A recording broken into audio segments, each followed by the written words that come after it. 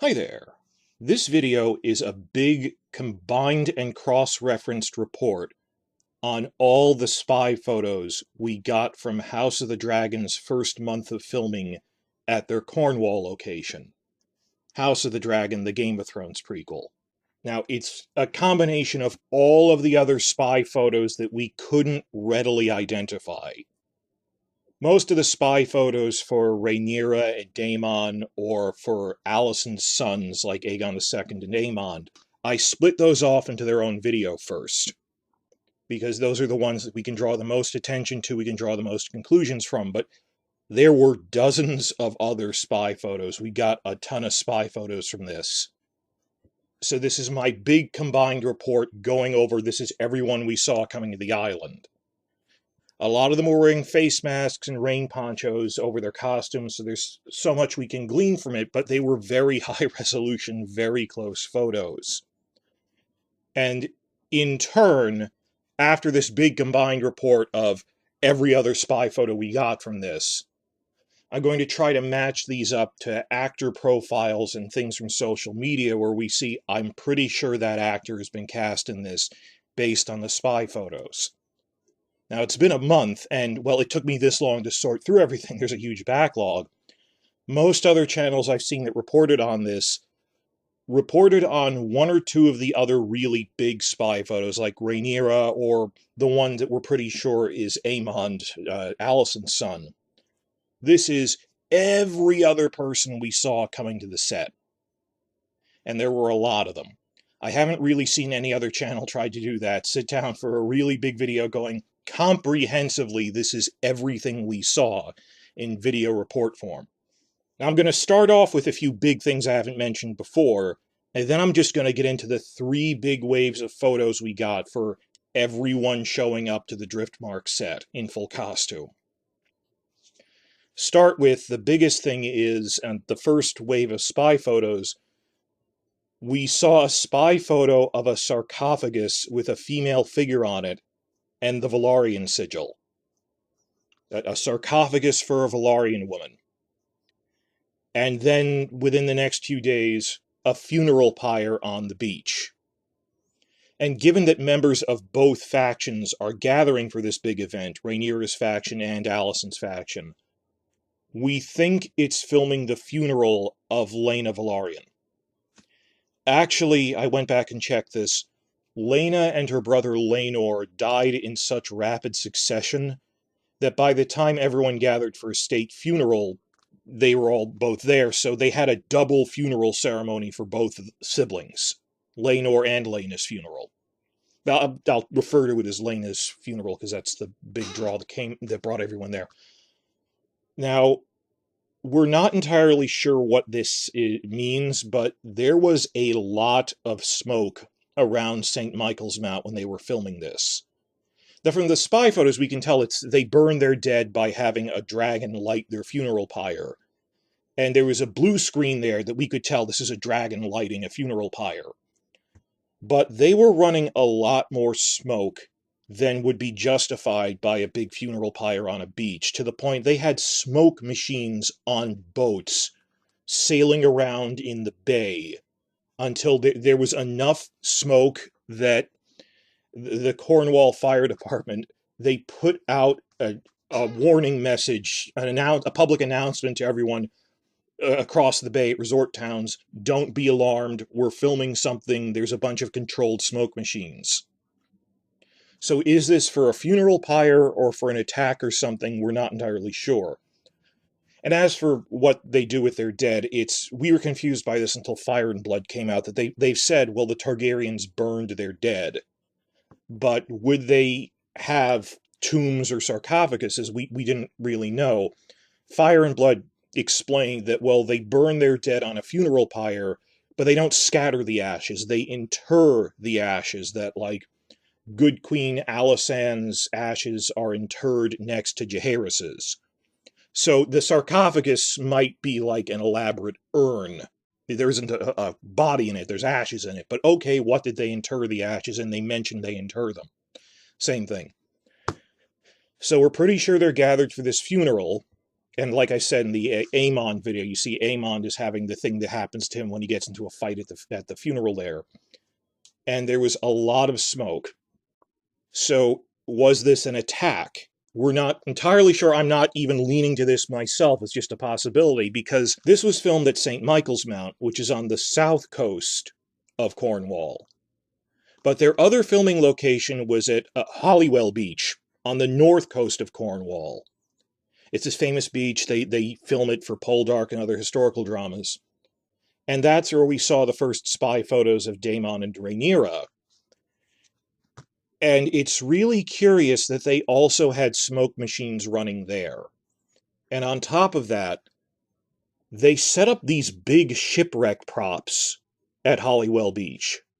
Along with they collected driftwood and planted it all along the beach, because, Driftmark is called Driftmark because the way the currents flow, there's a lot of driftwood washes up there.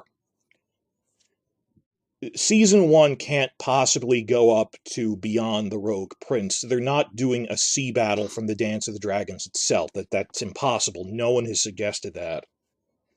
But still, in addition to all this Driftmark, we saw them trucking out these big shipwreck sets, or props, loaded on trucks. So they were really big flatbeds they were loading these things out on, then assembling them. So I have two theories. There's two scenarios. Either the coast of Driftmark is just littered with what the tides bring in. So in addition to driftwood, there's, old shipwrecks that washed up from maybe years ago. In addition to driftwood, well, there's driftwood ships, the shipwrecks and stuff, that are just rotting there for years because, the wood's rotten. It's not worth disassembling them. That might just be what the beach of Driftmark looks like all the time. It's littered with old driftwood shipwrecks. The other possibility is that they're inventing a sea battle that didn't quite happen in the books. Now, the only war going on in the Rogue Prince era — the Rogue Prince is the first prequel novella in this era — the only war going on is that Corlys Velaryon and Daemon Targaryen were fighting this private war against the pirates in the Stepstones, and then the triple alliance of the free cities called the Triarchy. They were fighting this private war where, with Corlys's fleet, Daemon set himself up as king of the Stepstones in the western half, but then Lys, Myr, and Tyrosh made this triple alliance called the Triarchy and started fighting a war against him from the other side, and then they allied with Dorne. So the war had pretty much tapered out from Daemon's perspective by this point, that he realized he wasn't going to win, so he stopped, returned to Driftmark, and married Laena, and he never returned in the books. The fighting didn't stop. They said the Pirate Kingdom kept fighting against the Free Cities into the dance, when that becomes a plot point, that there's still the remnants of that with Recalia, Rendoon, and stuff. So I don't know if either of these is probable. I'm just saying there's only two possible scenarios. Either one, Driftmark's beaches are just littered with the hulks of rotting ships that washed ashore over the course of years, or, given the scale of smoke they were setting up, that this is more than you could have for a mere funeral pyre. Maybe they're inventing a sea battle that, like, the Triarchy takes the opportunity of Corlys being distracted by the double funeral of his children to launch an attack on his fleet on the coast outside of Driftmark. Possibly. I wouldn't have a problem with them padding that out a little, because I'm going to debate this in other videos. At first, I thought they were going to just do Rogue Prince from start to finish in Season 1, and then Season 2 would be the death of Viserys and the Dance of the Dragons starts, which means they'd recast a lot of the younger characters. I mean, even Emma Darcy is listed as young Rhaenyra. Olivia Cooke is young Alicent, and I kind of want to be with these actors for more than 1 year. And I'm starting to lean towards the possibility that they might stretch out Season 2, pad it out a little, to cover the full decade between Laena's funeral and when the dance begins. Because there's a decade there really isn't. There's like a page that happens between her funeral and the outbreak of the war, but, it's a decade of internal history. And they might use that time to set up other subplots, like with the Greens taking over the small council, might take it as an opportunity to flesh out non-Targaryen characters, like, okay, this is what the Lannisters are like in this era, this is what the Starks are like in this era. Season 2, will we go, oh, it's padding? Well, no, it would be giving more time to, like, Cregan Stark and Joanna Lannister. So I'm okay with that. If they're padding it out, that, oh no, we won't even get to the dance itself until the season 3 premiere, I would be comfortable with that, because as opposed to Game of Thrones rushing through everything, this would be, well, we wanted to take the time to fully flesh out every character, because the Fire and Blood prequel anthology, it's just an outline. I mean, it is a decade of story between Laena's funeral and everything else, so maybe they're, like, inventing an attack by the Triarchy. Why else would there be so much smoke that the local government had to put out warnings, don't be alarmed, we're making smoke that is visible for miles across the bay. This couldn't be just for a funeral pyre.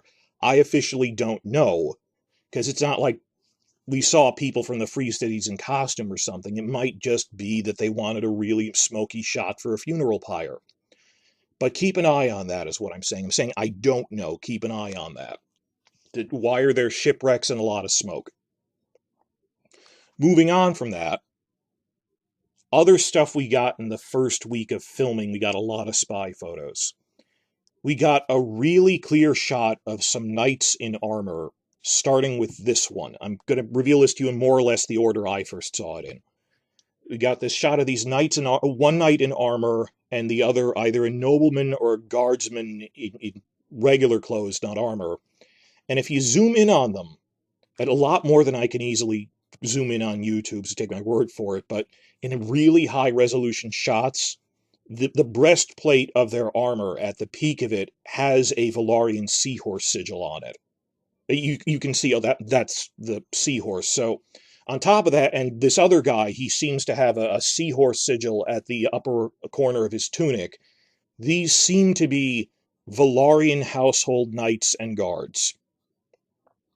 And later we got other photos of more knights just hanging around on the walls near the commissary for the castle, because it's a tourist site. And it's even more clear from these shots, yes, this is a seahorse sigil. And there's some other shots from later spy photos I'm going to show you that we got an even closer look at what the Velaryon guard tunic looks like, with the seahorse pinned in one corner of it, but that'll come later. So these are background guards and knights from Driftmark in service to House Velaryon, not, blood Velaryons. Also in this set of photos showing Velaryon knights on the walls, we have a new shot of what we think is Emma Darcy as Rhaenyra, but it's an entirely different dress from what we saw on the beach and in the promo shot. The hair is similar. I mean, it's braided up in the back of the head, and they're roughly the same height, but the image is a little blurry, and it's clearly not the same dress. This one is red. Keep in mind, they don't film a TV show in chronological order, and season 1 of this show will have time skips in it. So I imagine season 1 will have different scenes at Driftmark, sometimes set years apart. But they filmed them all in one burst in 2 weeks in Cornwall, and out of order. So for all we know, Rhaenyra in this red dress, it might not be the same event as Laena's funeral. This could be from like a different episode years earlier, when she first arrived at Driftmark for her wedding to Laenor or something.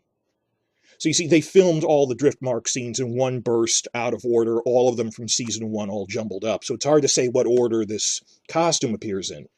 Maybe this is young Rhaenyra in an earlier court costume. An interesting point with costumes is if they show how trends change over time. They did this with Marjorie, they did this with Sansa, that they refined their look over a couple of seasons.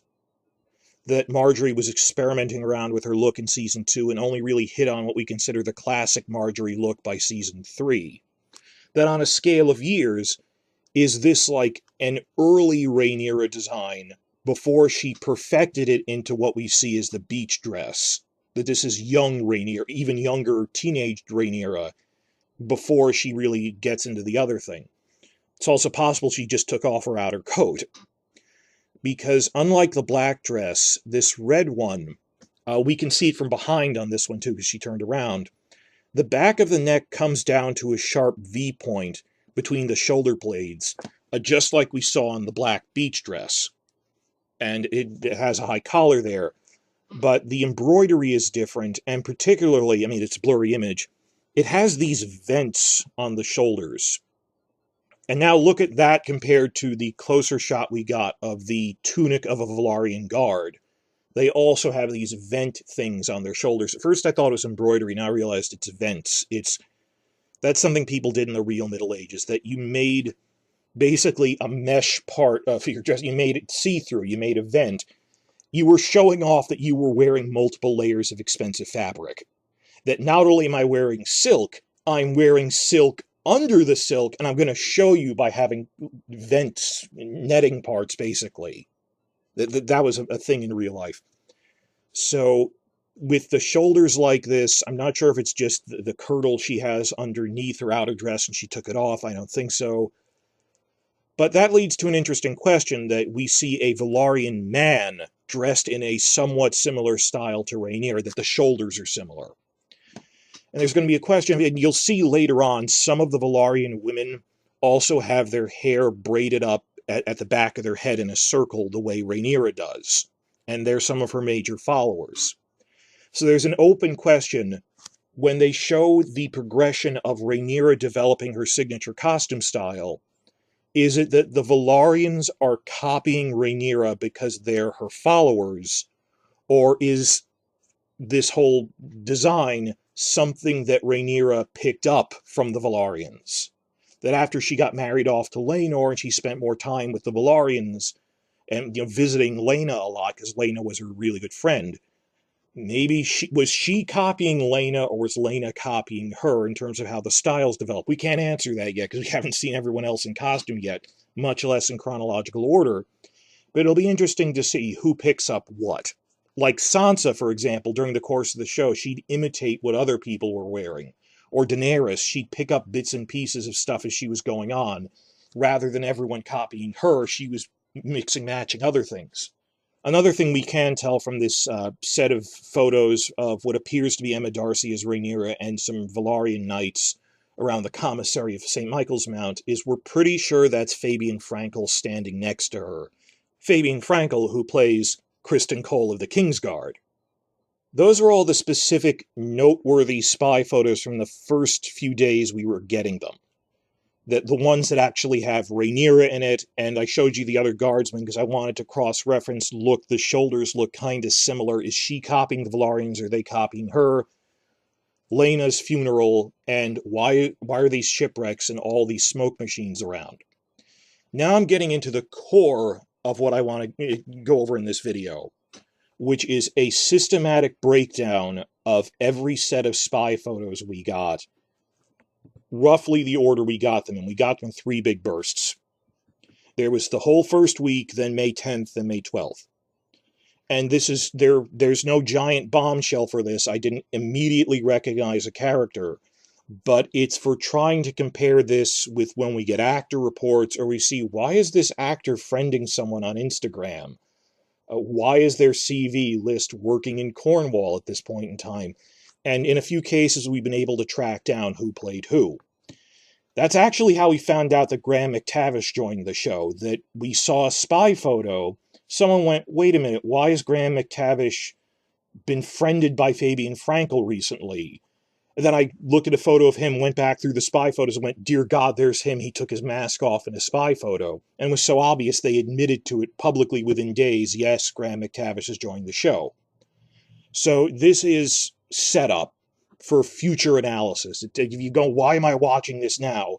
This is a resource for you to use as we get more leak info about actors, that we can go back to these spy photos and check, of course, they were at the Cornwall shoot. We just didn't recognize them because we didn't know who they were at the time, right? So this is a resource for future research to build on. And I'm going to follow up right on this video with a few cases of people I think we could recognize from it. Now, you've been seeing spy reports on YouTube or in news sites with just bits and pieces here and there of wait, is this woman Lena Velaryon because she's black but has platinum blonde hair? There are actually at least four different black women with silver blonde hair, that when I sat down and cross-referenced, well, this one has earrings, this image is a little blurry, but that one has braids, that one doesn't, that I managed to make a table of, these are all the people that came to this. Because if you think about it, what if we were looking at spy photos of Game of Thrones Season 1? Not every single blonde white woman in King's Landing was Cersei Lannister. But making it more confusing, it's a plot point that all of the women in King's Landing dress like Cersei. They said, well, all the noble women are trying to emulate the queen. She's the trendsetter. So if you were looking at blurry shots of Game of Thrones Season 1 filming, like Cersei's handmaidens or noble women at the royal court, blonde ones who dress like Cersei and with the same hairstyle. So don't get confused. I'm trying to warn you that a lot of these are probably background extras, not named speaking roles. Some of them might turn out to be major roles, but a lot of them are probably background people. I'm not sure out of the four women we saw which one is Lena. Possibly none of them is Lena. It might just be one of Lena Velaryon's handmaidens. So keep that in mind. If a lot of these are background extras. And yes, starting with these spy photos, the spy photos were coming out, and then they put out the first promo photos like 3 days later, because they could tell everyone's seeing these, you might as well put out good ones, one for each person. But this was our first look at, like what Corlys Velaryon will look like, that yes, he will have platinum blonde white hair. And then like a day or two later, they put out the really good quality promo photo of him. So this is our first look at Corlys. And now that we see all the other Velaryons from this, yes, they are portraying the Velaryons as mixed-race people with black skin and platinum blonde Valyrian hair. If you want to discuss that, I already made a full hour-long video about the Valyrians and race. So not saying don't discuss that, just we've established that. I have a separate video on that. Here we're talking about just breaking down who's playing who. This right here is the first photo of a black woman with platinum blonde wig that came out. And at the time, you follow me on Twitter or on my YouTube community tab, I posted, is this Lena Velaryon, based on her age? And as we progressed, multiple different black women with white hair came out. So now we're not entirely sure, because she's not isolated, that she's surrounded by minor cousins or handmaidens or something who look similar. A lot of discussion on there of who exactly is playing Lena. You may have also seen some discussion about who's playing her brother Laenor, that we saw a mixed-race man at the table read photo sitting next to the Rhaenys Velaryon actress. We're pretty sure that's Laenor, but the image was so fuzzy I couldn't recognize him. And some people have speculated on who that actor is. I'm not trying to discourage that, it's just I really didn't get confirmation. No one was following that guy specifically on Instagram. And some people were pointing to two guys who were clearly different people in the spy photos. Well, why would the guy playing Laenor be in a wetsuit doing stuff with a boat? That's clearly an extra. There is speculation on who it might already be playing Laenor. I'm just saying, even I have limits. I'm uncomfortable with pointing to a specific person, because I couldn't find him on Instagram friending one of the other actors. Not yet, anyway. So we got a lot of spy photos of this is what the Velaryons look like, and gradually we're starting to realize these are probably background extras. Some of these aren't named people. And the rest of these I'm going to go over in the next couple of sections. These are truly background extras. I don't think they're major characters, but just the people of Driftmark. Not even Velaryon household servants at High Tide Castle, where, they're guardsmen, they're military. I mean, this is men and women. I'm talking about the people of Driftmark, not High Tide Castle, the people of the market towns and stuff, because Driftmark is a major port. They have multiple ports, Spice Town and Hull. So these are people of the market town on Driftmark, from the port, not even from the castle. Possibly, I'm not sure. They're not dressed like guards, they're dressed in civilian clothing. But they seem dressed relatively well to do. Are these wealthy merchants? Are they minor Valarians? Are they minor Valarians who are in the business of being merchants because the Valarians are great seafarers? Not sure. They're all wearing black hats with gold trim. That's a style they all have, you'll see throughout this. And apparently dark black clothes too, though they're wearing ponchos over them most of the time, so it's hard to see. They're wearing black, possibly because this is for Laena's funeral. Maybe they're in mourning clothes, for all we know. That's a big possibility to consider. Maybe they're black because they wear black because that's Rhaenyra is wearing the Targaryen colors, the blacks and the greens. We don't know. So, the first set of stuff we started getting April 30th, like I said.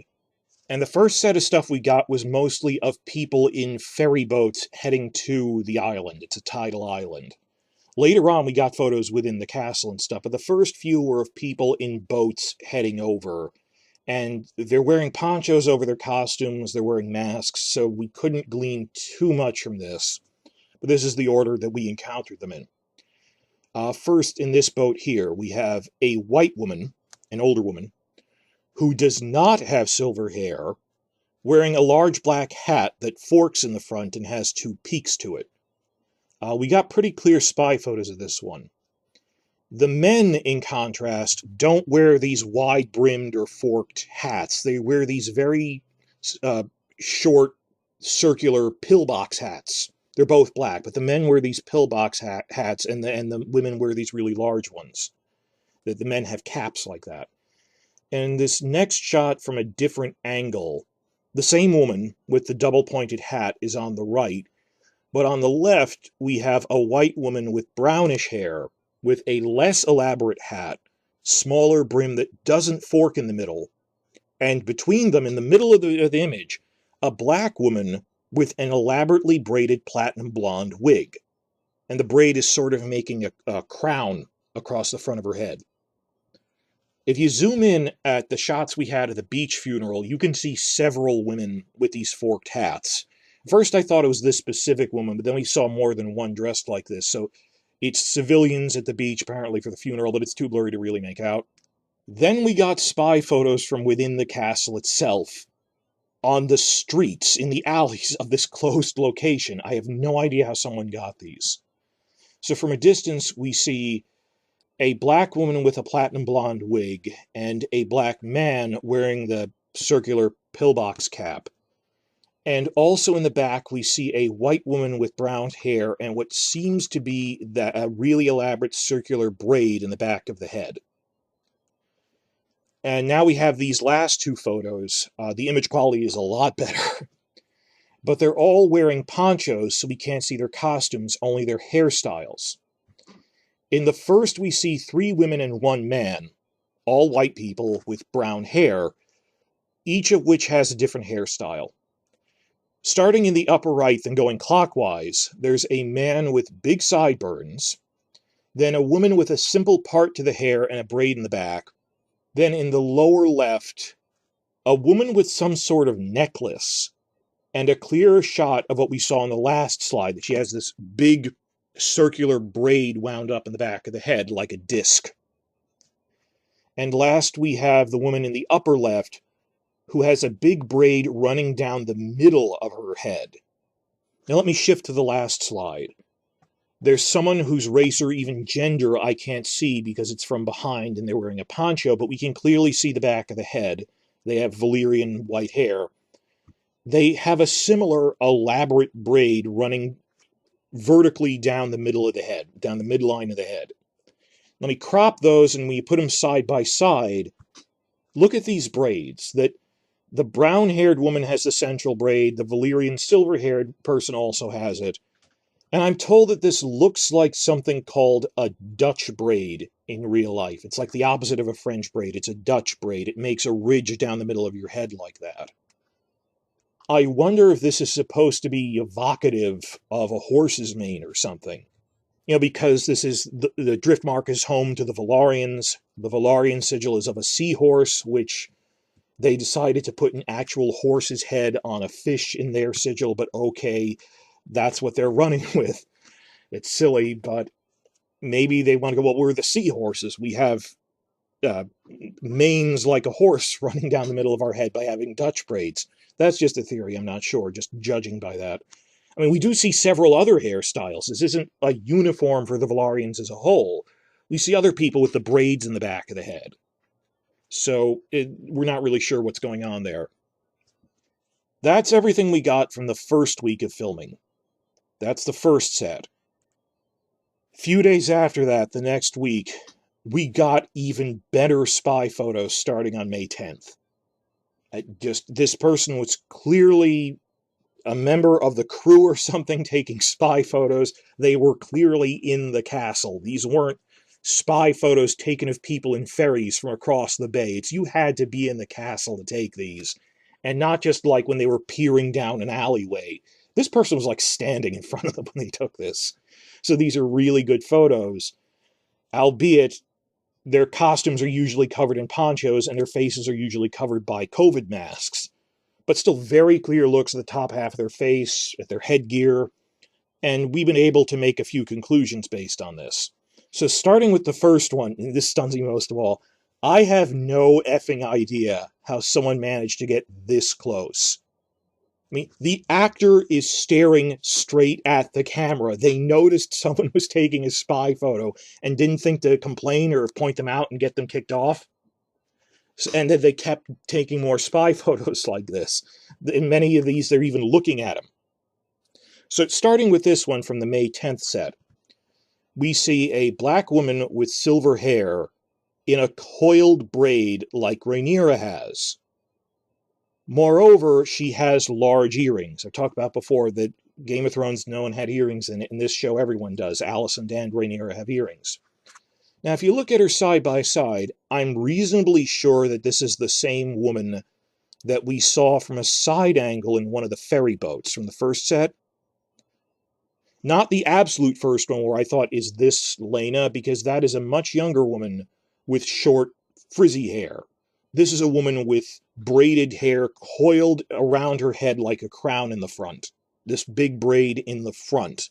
I'm going to do a side-by-side lineup of all of them when I'm done with this.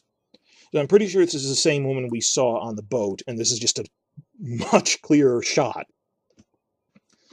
Also interesting is the white woman sitting next to her. If you look at a side-by-side comparison, yes, this is also the same woman we saw earlier in the street photo. Auburn hair, braids coiled into a disc at the back of the head, and here we get a really clear look at her necklace, which is this really wide, elaborately decorated necklace. Now, a few people suggested maybe she's a Red Priestess. I don't think so, because they dress differently, and on top of that, the design for Red Priestesses in the show, they explain this behind-the-scenes photos, that they have this design motif of a repeated hexagon. Then you look at Melisandre's choker necklace jewelry, at her clothing, and for other Red Priests, they have this hexagon pattern to them. This doesn't have a hexagon pattern, it's triangles. And on top of that, later on in another spy photo, you see a separate woman wearing it as like a hairpiece. So this has nothing to do with Red Priests, it's just a design. Not everyone who has a big necklace is a Red Priestess. But you'll see that again in some of the other later spy photos. This is a design motif for the Valarians. They have this triangle design in heavy, wide necklaces and collars and crowns like that. This is an amazing spy photo. I can't believe we got this close. And as for all the other ones we got on May 10th, I tried to break this down rationally. That we got a lot of photos, but some of them were just different angles of the same set of actors arriving. That in the rest of the May 10th batch, we got 4 separate, distinct sets of actors arriving at the island. We have multiple photos of each group, but they're 4 groups of people, okay? This really clear one of the black woman with the coiled white braids and the white auburn-haired woman with the big necklace, that's the first one. There's 3 more from May 10th. Second group of actors, we have a couple angles of this. We get a really clear shot of 2 black actors with silver wigs, 1 woman and 1 man. I think they're probably the same 2 we saw at the same time in one ferry boat, but it was a blurry image. It's not the same black woman as in the first photo. look, side by side, her hair is styled differently, and she doesn't have big earrings at all. These are two separate women. So this is the third black woman we can identify on this. Shifting to a different angle, but still in that second set of people from May 10th, we have this amazing group shot of those two black actors, along with two older white women. One with pale ginger hair, it seems dyed, and the other with gray hair. All of them have earrings. The older white woman with gray hair has this sort of light blue cap with, I'm not sure what the design is on it. Might just be a background extra. I'm not sure if that's a sigil. And the older white woman, that this is so bright ginger it must be dyed because she's elderly. I'm not really sure. And more so than in the last photo, we can very clearly see the black male actor with white dreadlocks in this. Even with the face mask, that if we had an actor's name to compare against this, we could match this to someone. It's just that I don't know every actor who lives in the British Isles. So if you recognize this guy from something, please tell us. And here's an alternate angle shot taken maybe a second or two later, showing the black woman with white hair from this group in very clear detail. Look at this. Do you recognize her from something? And of course, this drove us crazy when Fire and Blood came out. Every page introduced yet another minor Velaryon cousin from a younger branch of the family, because Corlys has younger brothers and he has nieces and nephews. My running theory is they perhaps only made Corlys's own mother a Black Summer Islander, or maybe just his father's mother. But there are other branches of the Velaryons, even in the books, that are descended from his great-grandfather, who wouldn't be affected by that. I'm talking younger branches of Velaryons, but in this case, you would have Corlys's nephews like the Silent Five and so forth, that if Corlys's mother is black, you would expect more mixed-race Velaryons than just Corlys and his children. That his nieces and nephews would look mixed race. So these are like, maybe this is going to be one of the Silent Five, Vaemond Velaryon or something, who gets into a fight with Daemon. That the minor Velaryon cousins and nephews. But that when you go to even wider branches of the family, we're talking third and fourth cousins, they wouldn't be mixed race. So are these elderly white women we see here, are they just servants, merchants from the town, or are they third-degree cousins of the Velaryon family to show it's a mixed family? One possibility I'm toying with is that one of these women with the really elaborate hats, who seem to be important, might be Corlys's paternal grandmother. His father's mother might make a cameo or something to establish, well, how exactly are they a mixed-race family? Well, his father died years ago, and because he's lord of the castle now, his father died years ago. Who's to say his mother isn't still alive? And they want to show, look, he's mixed race, his father's mother was white, that's why they look part Valyrian the way they do. Or something, playing around with how exactly did they intermix. They're going to have to explain that to us. But I think that first, the points are, we would see more mixed race people than just Corlys, Laena, and Laenor, the other, like the Silent Five. But there's also many younger branches of the Velaryons hanging around on Driftmark who wouldn't be mixed race at all. Because they're showing, well, it's polyglot, mixed, they don't really consider this unusual. But if not, maybe they're not blood-related, but, minor household knights and stuff. We shall see. But that's my running theory of how are they showing this as an intermixed family, that some of them are mixed race, some of them aren't even mixed race. And they just say, well, we're all Velaryons. So 4 sets of actors showed up on May 10th. That was the second set. Moving on to the third set of actors on May 10th, we have this shot of one man and 2 women, all of them white, and the man is tall, perhaps auburn hair, bearded, very obviously wearing a House Velaryon seahorse sigil on his tunic, and it's sea green. Remember earlier I said that was our first blurry look at what a household guard would look like out of armor, but just an everyday tunic? And I said, we're going to have a clearer shot. This is it. This is an even better shot of what do Velaryon household guards in like everyday clothes look like. We see the sigil. We see it. They wear dark sea green. And this might not be a major character. This might just be, like a background extra. But that's him. Let me shift now to a different camera angle of this same group, showing the two women now that they're standing in front of him and obscuring him. Okay, that focused on him. Now the two women he was with. And we get an even closer look at them in really good detail. It's annoying I couldn't have all three of them on screen at the same time because they were walking around each other and obscuring it. But of these two women, one is younger and appears to be wearing some kind of servant's hat. That she looks like she's dressed like a medieval servant. I'm not sure, probably a handmaid or a townswoman or something. The other woman is older, has ginger hair, and we have a stunning high-resolution close-up of the hat she's wearing. Since the first spy photos were coming out the first day, we'd start getting these blurry images of noble women on the ferry boats. And wait, what's that elaborate hat they're wearing? We're trying to parse it out. And here it is. This is a really good close-up of those hats we were seeing blurring from a distance. I went back to check, and let me show a comparison shot.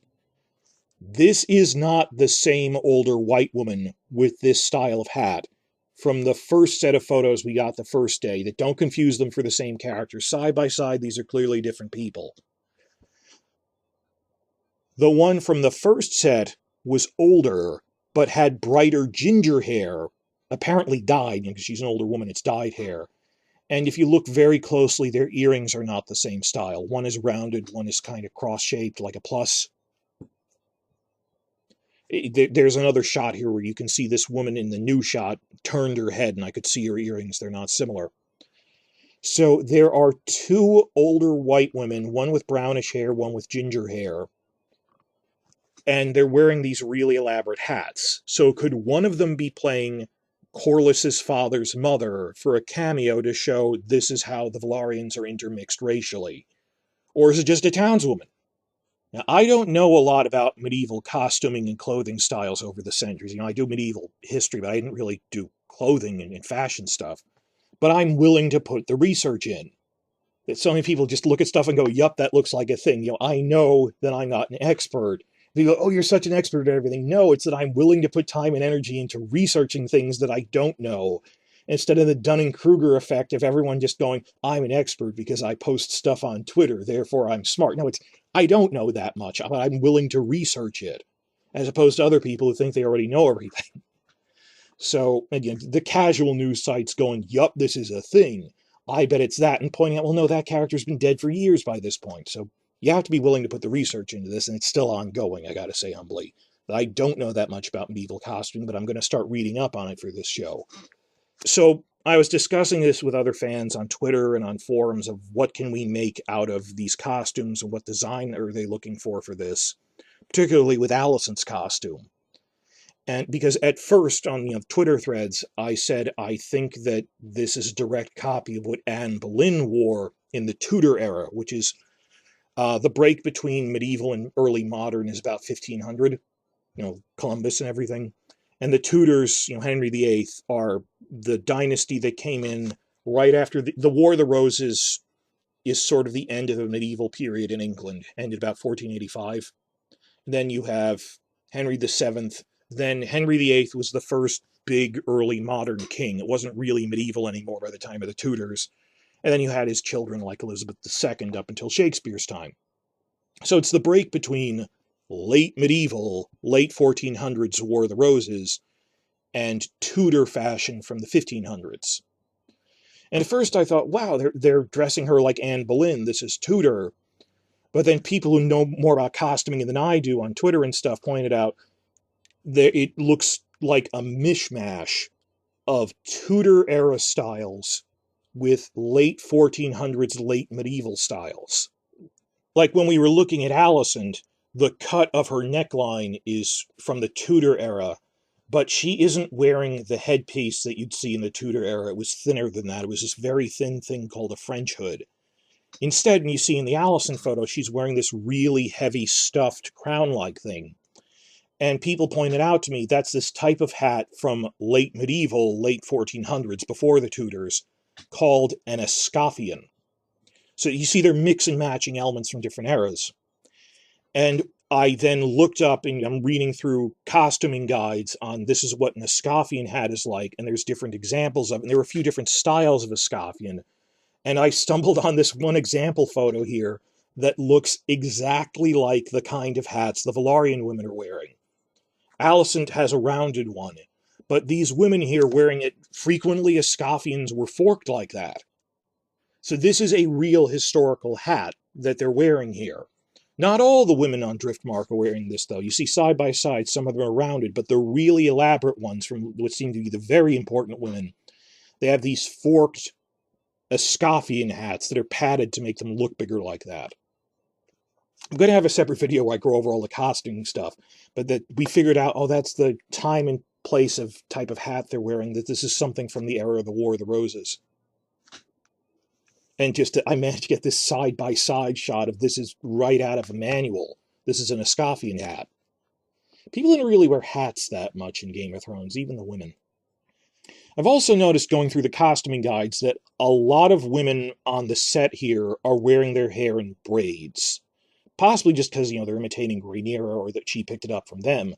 But it turns out in the real Middle Ages, people tended to wear braids like that a lot more in the warmer countries of the Mediterranean. Like, it was very common to see women with, hair braided in the back of their head in Spain or in Italy, just to keep it off of their neck to try and stay cool. So it makes sense we'd see the Velaryons on Driftmark doing this, because it's a relatively warm island location in Blackwater Bay. If they want to show this as this lush, warm climate, it's like southern Italy in climate, it's like Sicily, compared to Winterfell, where women wear their hair long. I'm a guy, I don't know this, that when it's cold, women wear their hair down to make a built-in hat. That is so cool, having a built-in hat. That they said, well, women in Winterfell, you notice they all wear their hair long because it's cold, but where it's hot, women braid it up to keep it off. And the same thing happened in the Middle Ages. Like, you'd see women wearing their hair long in England, but in southern Italy, no, you braided it up to keep it off of you. The thing is, they mention in the books that Driftmark is a warm, lush, pleasant, semi-tropical island, and it's bigger than Dragonstone. They say Dragonstone is a volcanic rock, and no one likes it there, but Driftmark is actually a very nice place to visit. It's like southern Italy, or Malta, or Sicily, or something. So when we see, like, that woman with the braids coiled at the back of her head like a disc, well, it's hot. Now we get to the fourth and final set of actors who showed up on May 10th. These two white men. Both have long hair, one brown and straight, the other ginger and a little curly. I'm going to zoom in on both. I can't tell much from this ginger guy. Most of his face is obscured and he has his COVID mask on, but we struck gold with the other one. A high-resolution shot, and the actor took his face mask off, and he's facing right at the camera. Does anyone recognize this actor from TV in the British Isles or something? Who is this guy? He has the chiseled good looks of a leading actor. Is this just a minor background extra? He looks like a speaking role. He looks like an actor. And I wonder if this is pure speculation. Are we looking at Harwin Strong? My only guess on that is because he's this attractive brown-haired guy, and let me show you side by side. Doesn't he kind of look like a young Graham McTavish? That Scottish look? If the theory holds that McTavish is playing Harwin Strong's father, Lionel Strong. Some speculate that McTavish is playing Harold Westerling of the Kingsguard. That may be true, but I doubt it because Harold Westerling died of old age years before Lena died. He died like a decade before she did, just of old age. And it is true that maybe they're filming scenes at St. Michael's Mount out of order, and they stretch across 20 years of internal story. So it's possible that he's Harold, but otherwise Harold wouldn't have had a reason to have a scene on Driftmark in his lifetime like that, compared to Lionel Strong showing up for the funeral. Moreover, McTavish was standing next to an actor who we think might be Aegon II as an 18-year-old. And, at that age, Aegon wasn't even alive when he was like a 5-year-old when Harold died. versus if that other guy is Aegon II, Harold would be dead, leaving McTavish to play Lionel Strong, showing up for Laena's funeral on Driftmark. So I'm pretty sure, based on the theory that McTavish is playing Lionel Strong, is this guy playing his son Harwin? Because they look similar, but that's speculative and subjective, I admit. But we got a pretty good look at this guy. Does anyone know who this guy is? Was he in Poldark or something, which also films in Cornwall? And we were lucky enough he took his mask off. And Harwin should be in season 1. And I wonder if this is him. And we'll check back when they later do announce who's playing Harwin. Did we catch an early glimpse of him? Cross-referencing with other sources. Okay, so that's everything from May 10th. We had the first week of filming starting April 30th, then the May 10th shoot. Then we got another set, the final set of really good spy photos from May 12th. So this is 2 days later. First, we have a young black man with a silver afro. Not even long, flowing, or braided hair. He's got a silver afro. And 2 black women in the same shot. That people were confused when we'd see one or the other, and sometimes when they're looking at different reports, not cross-referencing them, think there's only one. No, there's 2 black women on screen here. I don't think we ever had a scene in Game of Thrones of 2 black women talking to each other. Correct me if I'm wrong. I don't think Missandei ever... I don't think... Did we ever have a scene of 2 black women having a conversation with each other? I don't know. But here on screen, they're probably just background extras, we don't know, maybe not. We see 2 black women, one the same as last set, with that braid crown. This is that one we got a very good look at.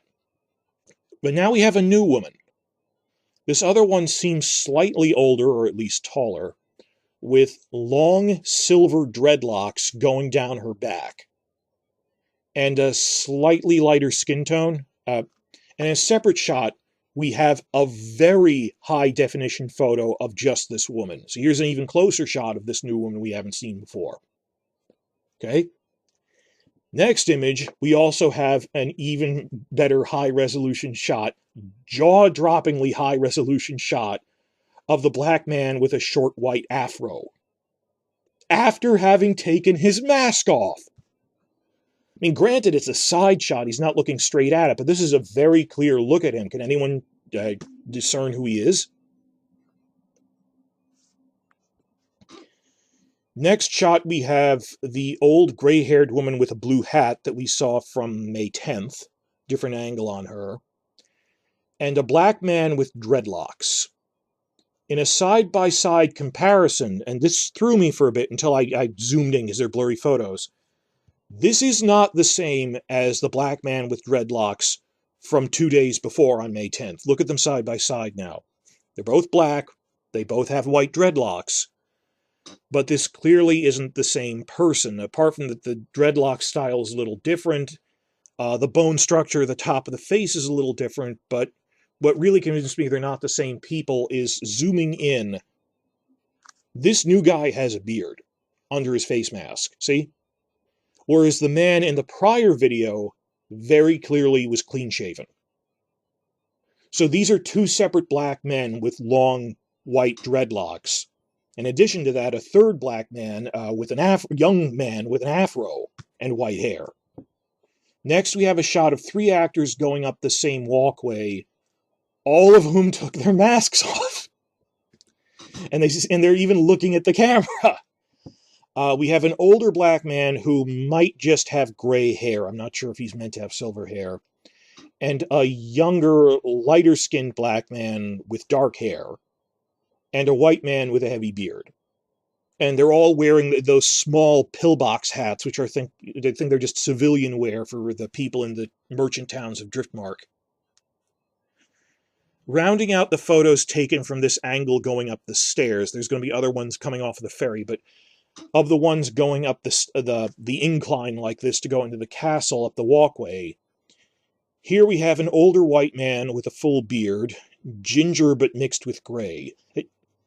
Come to think of it, there's a lot of gingers on this Driftmark set, I've noticed. I wonder if that's significant or not. Because on the other hand, I know that they're filming in Cornwall, There might just be a lot of ginger people around, from the local actor pool, but why are there so many ginger people? Is there a specific family who looks ginger? Perhaps the Strongs? I'm not sure. It would help if they made the Strongs ginger, so it would help the ambiguity of whether Rhaenyra's sons are really hers or not. Because, well, they look kind of like Harwin. But then again, that other guy who I think is Harwin had black hair, and clearly, well, Graham McTavish might just have gone bald and gray-haired from old age. But it might be nothing that there's a lot of gingers, but go back through this and you'll notice there's more than a few. And last, going up the ramp, we have 4 people in this shot. A man who took his mask off, plus 3 women, all white. Judging by the color of his sleeve under his poncho, and you can see peeking out that he's got the Velaryon tunic on. He looks like another Velaryon household knight. He's wearing their tunic. Notice that on the far right is that same woman with the elaborate collar jewelry who I pointed out earlier. The elaborate collar with the triangle shapes on it and auburn hair braided into a circle at the back of her head. She showed up a lot in these spy photos, actually. And I told you, watch out, later photos will show other people wearing the same thing. She's not a Red Priestess. Well, she's on the far right here. If you look on the far left, now you see another woman who also has that same style of jewelry, except instead of a choker circle around her neck, it's on top of her head around a coil of braids like a crown, like this circlet. So it's not a Red Priest thing, it's this design motif that people on Driftmark wear as just a fashion thing. That's a repeated design motif they like. And also, if you look closely in comparison shots with the red-haired woman with the collar at far right, the woman standing next to her in the middle there might be the same woman who was also standing next to her when we had that overhead shot of them in the alley of the castle, because she has her hair parted in the middle and swept back. Might be the same woman from the same group of extras, or maybe they're actors with speaking lines. I'm not sure. It's hard to say from this angle, but I think these might be the same 2 people in both shots. So that's everyone who is going up the ramp. Now we have people who are climbing up the arrival steps from the ferry, that they got off the ferry and they're climbing up a set of stairs towards the camera. We have 6 more groups of people, sometimes with different angles, rounding out the rest of the spy photos. First, we have 2 white men with long gray hair and beards, and at left, a young woman who might also actually be another one of the group we saw with the red-haired woman in the overhead shot in the castle alley. I think this is another woman from that set. The woman who had the horse mane braid down the middle of her head, the Dutch braid. Zooming in, I think this is the same one from this ferry arrival. The braid is similar. There might be more than one person with that braiding. It's that the eyebrows seem to be a similar spacing and width. They seem to be the same earrings. It's fuzzy, I'm not sure, but here's the side-by-side comparison. I think it's the same person. Next, we get a shot of a different bearded man with brownish hair in a Velaryon guard tunic. I think, judging by under the poncho, that looks like a Velaryon guard tunic. And on his right is a different woman wearing what I think is that servant woman's hat we saw in the earlier shot. And at right, you once again see the much older woman. There's 2 women with those forked Escoffian hats. This is the older one. She looks older and has brighter orange hair, which is clearly dyed. So we see her again. Next, we see a man with flowing brown hair who might be the same as the other guy I suspected was Harwin Strong, but this time with his mask on. Judge for yourselves, I'm not really sure. Next, we see a ginger-haired man, very ginger, with relatively short hair. Can't say much else about it. These would not be Rhaenyra's sons. Rhaenyra's sons are younger than Aemond, and Aemond is being played by like a 12-year-old. So if you're going, oh, they would not be in this age range yet. They're other people. It's maybe they're Strongs or something, but not Rhaenyra's sons. They're too young. And this next shot are 2 younger women who we have never seen before. These are new people. The one on her right has her hair braided up into a coil at the back of the head, but no neck choker, and her earrings are different from the red-haired one, who is also very short. and next to her we see a shorter woman staring straight at the spy camera, with her hair down, yet some sort of braiding along the crown of the head that I can't see very well. Clear enough that, again, if we got an actor report, we might be able to match it to these spy photos and say, we saw that person on set that day. I just can't recognize them now. And the absolute last spy photo from this set, and the last spy photo in this report, last from Driftmark overall from filming at Cornwall, we're at the end here, is this interesting shot of 2 men and 2 women.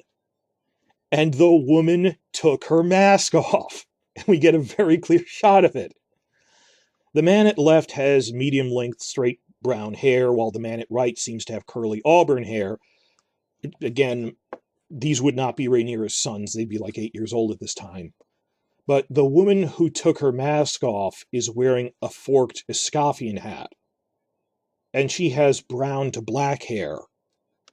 So I'm not sure that there's the one who is clearly ginger. Is this the other one who took her mask off? I don't think so. Because it's really black. And her here's a side-by-side shot. Her earrings do look slightly similar in that they are rounded. So I'm not sure if there's 2 women with this type of hat or 3 women with this type of hat. Is this the woman we saw earlier with the rounded earrings and darker hair that's less ginger than the other one? Either way, this woman took her mask off, so it'll be a lot easier to try to match her to an actor service or something. And absolute last person in this report, the woman at right has a rounded Escoffian hat, not a forked one, with braided gold hair in a crown shape. I'm not sure, but this actually might be the same woman as in that earlier shot on a boat from the first set of spy photos. And on one side, you see a white woman with braided golden hair and a rounded hat. And on the other side of the black woman, you see the woman with the forked hat. So are these the same 2 women as from that earlier spy photo on the ferry? They're dressed similarly, their hair is similar, their jewelry is similar, but it's blurry enough I'm not really sure. They could be the same people in 2 different shots. So now we've reached the end. That covers all the spy photos we got from the Cornwall filming in April and May. Or rather, all the spy photos from all the background people on Driftmark, and thus concludes my multi-video report on this, because before the video you're watching now, I made a report on spy photos of what we think is Aemon, spy photos of Daemon and Rhaenyra on a beach. I've officially caught up with all the spy photos we managed to see. All the ones that came out. Reviewing these, you see side-by-side comparisons now. There are at least 3 different black men with platinum blonde hair, besides Corlys. 2 with dreadlocks, 1 with a short afro. And there's at least 4 different black women with platinum blonde hair. 2 you even see in the same shot. They're clearly different. 1 with a coiled braid in the back of her head, and the other with long dreadlocks down her back and a lighter complexion. Then we have that woman who wore her long hair a lot more loosely, and I think she even arrived at the island before the other one. She was in the first set from May 10th, and then came the other one in the second set. Yeah, it's clearly different that on the one, the bangs are being pulled really far back, but the other one has really loose, puffy hair in the front and doesn't have earrings. These are 2 separate women. And also the one with long dreadlocks does have earrings, but she's clearly different. So these are 3 separate people. And lastly, just to remind you, there was that woman we saw the first day, first set of spy photos, who didn't have long coiled hair in any configuration. She had really short, frizzy hair that was wildly flying around, maybe just because she was on a ferry boat or it was a weird angle, blowing in the wind. But these look like 4 separate women. Do they all have speaking lines, or are they just minor Velaryon cousins? Are they Laena's handmaidens, who are like her 3rd cousin or something? We don't know. Moving on, our task now is to try to match up all these actors with other leak info we got, from actor resumes, from casting agencies, or based on who the core cast suddenly started following on Instagram in the past 2 months. which is specifically how we found out that Graham McTavish was cast. We noticed, why is Fabian Frankel following him on Instagram? Went back to our collection of spy photos and went, that's him in that photo right there, confirmed. And then they admitted to it. So that's the process. I'm going to split that off into separate videos to draw more attention to them, to give them more focus. I think we were able to figure out, based on the Instagram stuff and set photos, Aegon II, Lena Velaryon, and even Jane Arryn. But we'll figure that out. To give you an example of the process here, let me use it up on some minor characters. I think these were just background extras. For example, we started noticing that actors were following this new actress we'd never heard of before, Waith Cattell. And then I went back to the spy photos, and I looked, well, is there anyone who resembles her? And I went, she's the red-haired woman with the giant gold choker necklace. When you look at her profile photos. On top of that, she's also a very short woman. It's when you have people who are of average height, build, and age, it's hard to discern them. But when you have someone who's either very young, very old, very tall, or very short, narrows it down. That this looks like her. Her profile says she's only 5'2" tall. And when you look at her walking around, she's notably shorter than everyone else around her. This is not a major character, though. She is assuredly a background extra, maybe a handmaid or something at most. Cattell, it says here she was actually a finalist for Miss British Isles 2021, but she's a local actress from Cornwall. Going over her resume here, it says she's played stuff like on Netflix's sex education show, the drama with Gillian Anderson. She's credited as the actual character's name is Snogger/student/prom/party/background in season 1. And in season 2, snogging couple/simulated sex. That's what it's officially credited as. But she was in Poldark. Poldark, historical drama, films in Cornwall. In Poldark, she played a prostitute. So she might even be a speaking role if we see like a background townswoman, prostitute, handmaiden, whatever. I don't think this is a major role from one of the great houses. But you see my process here, that we found, who is this new professional actress that the other actors are following? Looked at her profile photo, then went back to the spy photos and tried to compare it and went, this is very clearly Waith Cattell. Similarly, the elderly black man who in the final set of photos took his mask off and was walking up the on-ramp to the castle, we're pretty sure he might be an actor named Joseph Meidel, who is American but has done British theater for 30 years. That the actress who we think is playing Lena started following him all of a sudden. Probably not a big role. He might just be a townsperson, if we're even right about this. I'm not as sure about his physical appearance. It's a blurrier shot. But narrowing it down. So these are just background people. We're trying to figure out who is playing who here. But I'm going to split this off. In the next set of videos, I'm going to make a couple of short videos to give more focus. Rather than one big 20-minute one, I'm going to make like 6 4-minute ones about the half dozen or so actors that I think I've been able to identify by me and everyone else from the Reddit House of the Dragon crowd and from Twitter. Shout out to VK Glenn Victoria from Russia. She did a lot of this research on Instagram, and we figured out, I think based on who they're following and who we saw spy photos of, that this person has been cast. And then we kind of guess at, well, what were they cast as? So please subscribe and stick around and check back for that as we try to parse through the leaks of who has been cast in this upcoming prequel.